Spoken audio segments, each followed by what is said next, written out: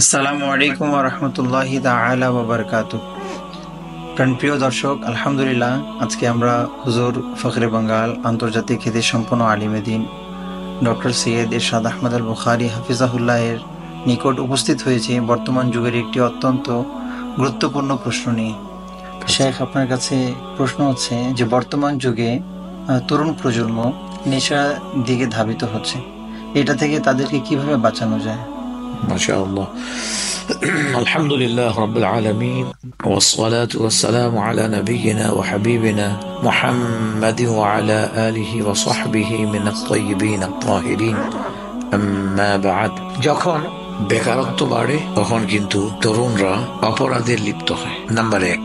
Number 2, যখন আল্লাহ সুবহানাহু ওয়া তাআলার ভয় ও তাকওয়া কমে তখন গুনাহ ও ক্রাইমের মধ্যে মানুষ লিপ্ত হয়। নাম্বার 3, যখন আল্লাহ সুবহানাহু ওয়া তাআলার বিধিবিধান সম্পর্কে অবহিত হবে না, ইসলামিক জ্ঞান, নবী করিম আলাইহিস সালাতু ওয়াস সালামের বাণী, কোরআনের আদেশ, হাদিসে নববী সাল্লাল্লাহু আলাইহি সাল্লাম সম্পর্কে যখন তরুণরা অবহিত হবে না, নবী করিম আলাইহিস সালাতু ওয়াস সালামের পবিত্র সিরাত এর স্টাডি করবে না, হুজুর করিম আলাইহিস সালাতু ওয়াস সালাম ও সাহাবায়ে কেরামের জীবনী যখন পড়বে, তখন তারা অন্ধকারের দিকে যাবে।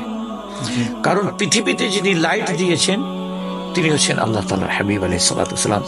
পৃথিবীকে যিনি আলোকিত করেছেন তিনি হচ্ছেন নবী করিম সাল্লাল্লাহু আলাইহি ওয়াসাল্লাম। তো সহজ উপায় হচ্ছে তরুণদেরকে বলবো যে একটা খালি বিলিভ, একটা খালি বিশ্বাস তোমাকে নেশা থেকে দূরে রাখতে পারে। সেটা কি? বাস মাথার মধ্যে এটাকে বসায় নেবে যে আমি যা করতেছি আমার সৃষ্টিকর্তা আমাকে দেখতেছে। সুবহানাল্লাহ, সুবহানাল্লাহ। আমি যা করতেছি, আজকে যদি টিভিতে একটা প্রোগ্রাম হয়, আমাদের এই লাইভ প্রোগ্রাম যদি হয়, তো যে যেখান থেকে আমাদের সাথে কানেক্ট আছে সে আমাদেরকে দেখতে পাবে। যদি ইলেকট্রিসিটি চলে যায়, যদি ব্যাটারি কিংবা ক্যামেরা চার্জ শেষ হয়ে যায়, তো আমাদেরকে কেউ দেখতে পাবে না।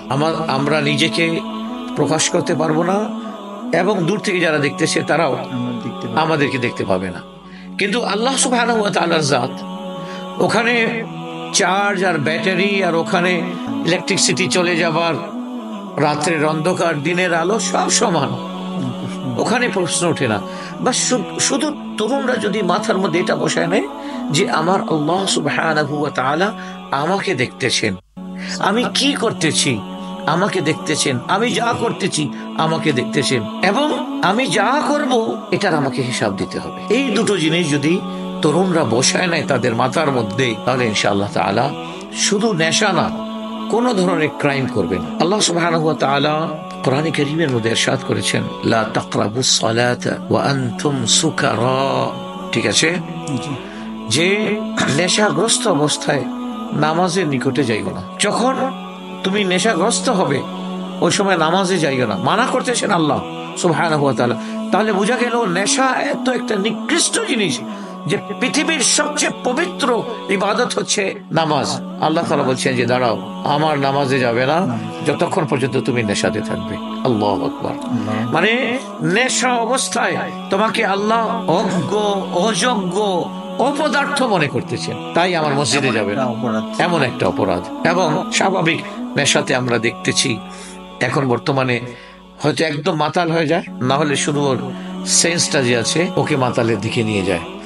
তো ও যখন নেশাগ্রস্ত হয় এবং অতিরিক্ত যখন লোড হয়ে যায়, তো সে মুখ থেকে কি বলতেছে সে জানে না, এবং সে হাঁটতেছে তো একটা পায়ে দিকে একটা পাও দিকে। তো আল্লাহ সুবহানাহু ওয়া তাআলা এমন একটা জিনিস ব্যবহার মানা করেছেন যেটা তোমাকে ডেঞ্জার জোনে নিয়ে যাবে। আল্লাহ সুবহানাহু ওয়া তাআলা আমাদের তরুণদেরকে এটা বুঝার তৌফিক দান করুন, এবং এটাই যদি আমরা আমাদের মাথার মধ্যে বসায় নেই যে আমার আল্লাহ আমাকে দেখতেছেন, আলিমুল গায়ব, আমাকে দেখতেছেন, ইয়ালামু মা ফিস সুদূর, শুধু আমাদেরকে দেখতেছেন না, আমাদের অন্তরের খবরও তিনি রাখেন, এটা যদি আমরা বিশ্বাস করে নেই, তাহলে ইনশাআল্লাহ তাআলা কেউ, ইনশাআল্লাহ, কোন তরুণ ইনশাআল্লাহ তাআলা নেশা করবে না। মাশাআল্লাহ, অসংখ্য ধন্যবাদ শেখ আপনাকে। ইনশাআল্লাহ প্রিয় দর্শক, আগামীতে আমরা আরেকটি প্রশ্ন নিয়ে আপনাদের সামনে উপস্থিত হব। আজকের জন্য এখানেই। আসসালামু আলাইকুম ওয়া রাহমাতুল্লাহি ওয়া বারাকাতুহু। আসসালামু আলাইকুম ওয়া রাহমাতুল্লাহি ওয়া বারাকাতুহু।